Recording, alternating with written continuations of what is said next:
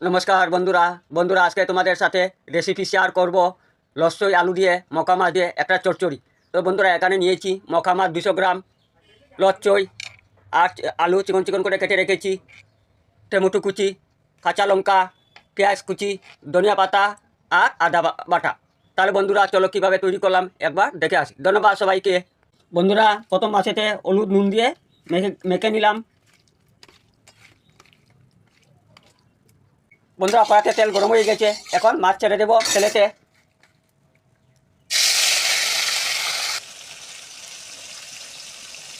বন্ধুরা মাছ ভাজা হয়ে গেছে, এখন মাছটি উঠিয়ে নেব।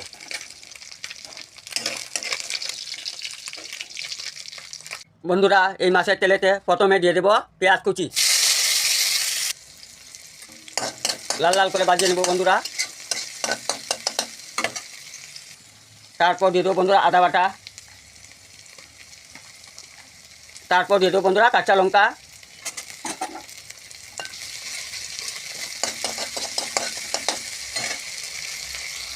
তারপর দিয়ে দেবো বন্ধুরা টমেটো কুচি, টমেটো দিয়ে দিলাম বন্ধুরা। তারপর দিয়ে দেবো বন্ধুরা লস্যই আলু কেটে রেখেছি, দিয়ে দিলাম। নাড়াচাড়া করে মিক্স করে দেবো বন্ধুরা।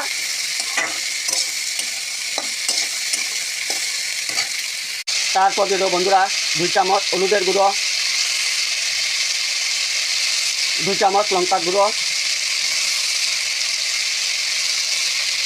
1.5 চামচ জিরার গুঁড়ো আর পরিমাণ মতো নুন দিয়ে দিলাম বন্ধুরা। দিয়ে নাড়াচাড়া করে মিক্স করে নেবো মশলার সাথে।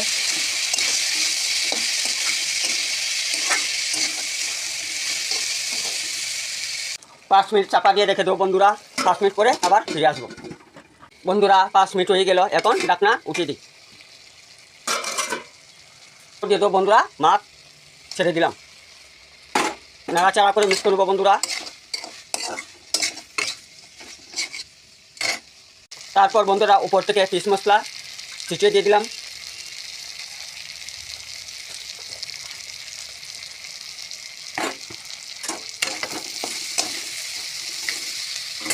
বন্ধুরা লস্যই আলু দিয়ে মকা মাছ দিয়ে রেসিপি রেডি। উপর থেকে ধনে পাতা ছিটা দিয়ে গরম গরম ভাতের সাথে পরিবেশন করুন বন্ধুরা। অসাধারণ একটা রেসিপি, খুব সুন্দর একটা রেসিপি বন্ধুরা। এভাবে করে বানিয়ে অবশ্যই খাবেন। আশা করি সবার ভালো লাগবে এই রেসিপিটা। আর আমার রেসিপি কেমন লাগলো যদি ভালো লাগে ভালোবাসা দিয়ে পাশে থাকবেন বন্ধুরা। তোমাদের ভালোবাসা নতুন নতুন ভিডিও করার ইচ্ছা শক্তি বাড়ে। তাহলে সবাই ভালো থাকো, সুস্থ থাকো, সবসময় ঈশ্বরের কাছে এই কামনা করি। জয় মা, জয় ভারত।